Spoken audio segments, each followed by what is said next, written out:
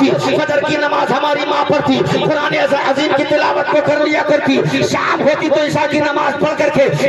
بستر پر لیٹا کرتی اور مجھے اپنے بغل میں لٹا کر کے سورہ یاسین کی تلاوت کرتی، یا آیت الکرسی کو پڑھا کرتی تھی اور میرے دل کو سکون مل جایا کرتا تھا۔ ان کے بچے ان کو مثالیں دیا کرو، آؤ غوث اعظم کی بارگاہ میں۔ غوث اعظم نے پیغام دیا تھا، اے لوگوں سنیے، میں نے اپنے استاد کو 18 پارے سنائے ہیں۔ استاد نے کہا بیٹا 18 پارے کیسے سنا دیجئے؟ تب غوث اعظم نے کہا سرکار کیا بتاؤں، میری ماں 18 پاروں کی حافظہ ہے، میں اپنے ماں کے شکم میں تھا، جب فجر کی نماز میری ماں پڑھتی تو قرآن عظیم کی تلاوت کر لیا کرتی تھی، ظہر کی نماز کو پڑھتی قرآن عظیم کی تلاوت کر لیا کرتی تھی، عصر کی نماز کو پڑھتی تھوڑا سا قرآن تک بھی پڑھ لیا کرتی تھی، شام کی نماز پڑھتی قرآن کی تلاوت کر لیا کرتی۔ ارے استاد محترم سنیے، عشاء کی نماز پڑھنے کے بعد میری ماں قرآن کو پڑھ لیا کرتی تھی، ادھر میری ماں قرآن کو پڑھا کرتی تھی، ادھر میں ماں کے شکم میں رہ کر کے قرآن عظیم کو یاد کر لیا کرتا تھا۔ میں نے تم سنیے توجہ کے ساتھ، آج کل کے بچے دنیا میں آنے کے بعد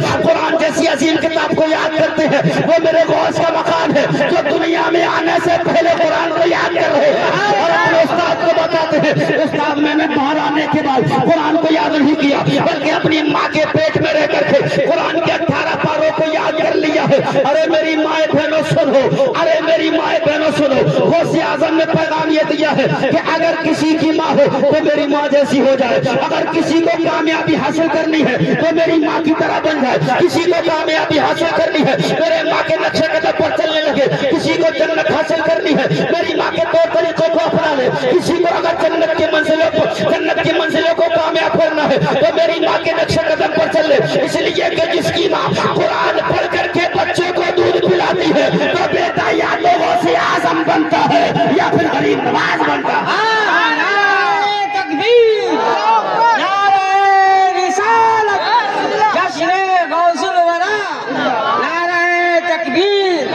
علامہ مفتی نظام الدین صاحب قبلہ، نعرہ تکبیر۔ یہ غوث پاک رضی اللہ تعالیٰ عنہ کی زندگی کہ وہ بچپنے کا عالم ہے اور ہر کرامت میں ایک پیغام ہے، ہر کرامت میں ایک پیغام۔ ہم کیا کرتے ہیں کرامت بیان کی جو پیغام اس کرامت کے تحت بتائیں گے، ہر کرامت میں پیغام سمجھنے کی ضرورت ہے۔ میرے نوجوان یہاں بیٹھے ہیں، نوجوانوں سنیے عظمت ہوتی کیا ہے، اسلام کی شان کیا ہوتی ہے۔ ہم لوگوں نے مذہب اسلام کو ہلکے میں لے رکھا ہے نا، ہم لوگ مذہب اسلام کو بہت ہلکے میں لیتے ہیں۔ آج کل ہم لوگوں نے خود اس کی صورت کو بگاڑ رکھا۔ ایک زمانہ وہ تھا کہ لوگ جب کہا جاتا کہ مسلمان ہے مومدن ہے تو کہتے مسلمان ہے تو کوئی بات تو لے جاؤ، یعنی اتنا بھروسہ تھا کہ اگر کوئی سامان لینے کسی کے پاس گئے مومدن ہے اچھا ہاں تو لے جاؤ، اس کو مکمل بھروسہ تھا مسلمان ہے یہ لوٹا بھی دے گا۔ آج مومدن ہے تو نہیں دوں گا، جا بھائی کسی اور کو لے کے۔ یہ کس نے کام خراب کیا؟ ہم نے، کیونکہ ہماری نیتیں اچھی نہ رہی، ہم نے اپنی نیتوں کو اتنا خراب کر لیا کہ چند تھوڑے تھوڑے پیسوں کے چکر میں اپنی نیتوں کو خراب کرے پھر رہا ہے اور سوچ رہا ہے کسی کا مال مارنے کو بس مل جائے۔ حالات یہ بن گئے ہیں کمائی ہو چاہے جیسی ہو، چھوٹی چھوٹی جگہوں کے چکر میں لڑ رہے ہیں، لاٹھیاں چلیں، تھانوں میں جاتے ہیں، پھر 50 و 1000 روپیہ پولیس والوں کو کھلا کر کے آ جاتے ہیں۔ حضرت ہمارے شہباد کے برار میں وہ کیا نام ہے اس کا، پیپلا منصور پور ہے، صرف امام صاحب کے چکر میں لڑائی ہوئی بوٹیوں کے پیچھے، گائے کے پیچھے، آپ نے نہیں سنا؟ ارے بڑا مشہور معاملہ ہے، بوٹیوں کا کے پیچھے گوشت کی بوٹیاں۔ بھیا تو سمجھداری سے کام لیا کرو۔ ایک بندہ امام صاحب کی دعوت کرتا تھا روزانہ، جیسے آپ لوگ بیٹھے تو کچھ بیچارے سجن لوگ ہوتے ہیں وہ امام صاحب خیال رکھتے ہیں، امام صاحب میں دعوت کر دوں گا، تو بیچارے بزرگ تھے داڑھی والے تھے، گئے بولے او چھٹن کہاں بتا کہ تیرے گھر امام صاحب کی دعوت ہے کیا؟ ٹھیک ہے، تو وہ جانے والے تو اچھا ادھر سن ہاں 1 کلو گوشت منگا لیے، آج امام صاحب کو بوٹی ووٹی کھلا دے، دال کھا رہا ہے کئی دن سے، اور لاک ڈاؤن کا سمے تھا شاید وہ۔ یہ بات بہت صحیح ہے، بالکل مجھے تو بہت دیر ہنسی آئی اس کو سن کر۔ 1 کلو گوشت کتنے کا آئے گا بتاؤ؟ ارے 200 250 300 کا میں کہہ رہا ہوں 500 کا مان لو ارے میں کہہ رہا ہوں 1000 کا مان لو یار 1 کلو گوشت تو انہوں نے کہا ارے ادھر سنیے ذرا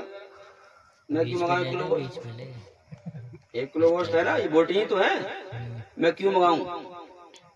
ارے منگا لی بھائی امام صاحب کی دعوت ہے کم سے 1 ٹن میں کھلا دے یہ جو بات بڑی نا کہ میں کیوں منگاؤں تو تھوڑی بحث ہونے لگی ان بوٹیوں کے چکر میں اتنی بحث ہوئی کہ دونوں میں ہوگی لڑائی دونوں لپٹ گئے ارے دونوں لپٹے جب بیٹوں نے سنا تو دونوں کے بیٹے بھی آ گئے جب بیٹے آئے تو اب تک تو ہاتھوں سے ہو رہی تھی پھر ڈنڈے نکل آئے جب ڈنڈے نکلے تو صاحب کسی نے بیچ والے نے فون کر دیا پولیس کو آ گئی پولیس دونوں کو لے گئی معلوم کتنے پڑے دونوں پر بتاؤں 50,000 روپے 1 لاکھ روپے بوٹی پڑ گئی کتنے میں پڑے 50 موج میں کون موج میں کون امام یا لڑنے والے وہ تھانے پہ بیٹھے ہیں لوٹنے والے کیوں لڑتے ہو چھوٹی چھوٹی باتوں کو کیوں لڑتے ہو بھائی یعنی جس چیز کے لیے کبھی کبھی ہم لڑتے ہیں وہ صرف چند پیسوں کی ہوتی ہے اور اس کے بدلے جب ہمارے معاملہ تھانے میں پہنچتا ہے تو لاکھوں روپے لے کر کے بیٹھتے ہیں یعنی ایک مسلمان یہ سوچتا ہے کہ میری ناک نیچے نہیں ہونا چاہیے روپیہ چاہے کتنا ہی چلا جائے باہر مسلمان تو نے کبھی یہ سوچا یہ روپیہ کیسے آیا تھا صرف ناک کے چکر میں لگا ہوا ہے ایک روپیہ قیمتی ہوتا ہے کتنی محنت و مشقت کرنی پڑتی ہے تب کہیں جا کر کے روپیہ جیب میں آتا ہے ان غریبوں سے پوچھو جو اپنے بچوں کا پیٹ بھرنے کے لیے روڈوں پر رکشہ کھینچتے پھرتے ہیں جن کے تن پر ثابت لباس نہیں ہوتا اور یہ قوم مسلم ہے کہ چھوٹی چھوٹی باتوں کے چکر میں ان پولیس والوں کو پیسہ کھلا رہے